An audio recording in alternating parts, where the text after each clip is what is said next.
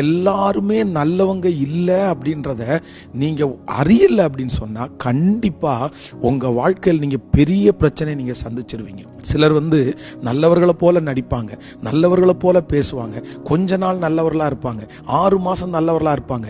திடீர்னு பாருங்க, ஏதாவது ஒண்ணு நீங்க செஞ்ச உடனே அவங்க கேரக்டர் வெளியே வரும்.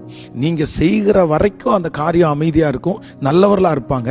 அதற்கு பிறகு அவர்களை மாதிரி மோசமானவங்க யாருமே இல்லைன்ற அளவுக்கு நமக்கு விரோதமா கிரியை செய்வாங்க. இதுக்கு முன்னாடி நஷ்டப்பட்டிருக்கலாம். ஐயோ, இவர் பாஸ்டர் அப்படின்றதுக்காக தானே நம்பினேன், இவர் ஊழியக்காரர் அப்படின்றதுக்காக நம்பினேன், இவர் ஒரு இவாஞ்சலிஸ்ட் அப்படின்றதுக்காக தானே நம்பினேன், இவர் சர்ச்சில் ரொம்ப முக்கியமானவர் அப்படின்றதுக்காக நம்பினேன், இவர் ரொம்ப பிரேயர் நல்லா பண்ணுவார் அதற்காக இவரை நம்பினேன், இவர் எப்ப வாயை திறந்தாலும் வசனத்தையே பேசுவாரு அதனால இவரை நான் நம்பினேன் அப்படின்னு சொல்லிட்டு எல்லாரையும் நம்புவது ஆண்டவருடைய பிள்ளைகளுக்கு அழகல்ல, அது ஆசீர்வாதமும் அல்ல.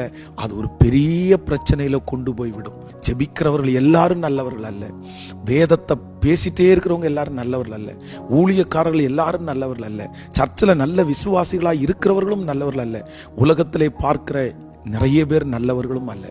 ஆனா நம்மை சுற்றி நிறைய நல்லவர்கள் இருக்கிறார்கள். அதனால எல்லாரையும் நம்ம தப்பான கண்ணோட்டத்தோட நம்ம பார்க்கணும்னு இருக்காங்கல்ல. ஆனா எல்லாரையும் நல்லவர்களாய் பார்க்கிறது அது நமக்கு ஆபத்தான குணம்.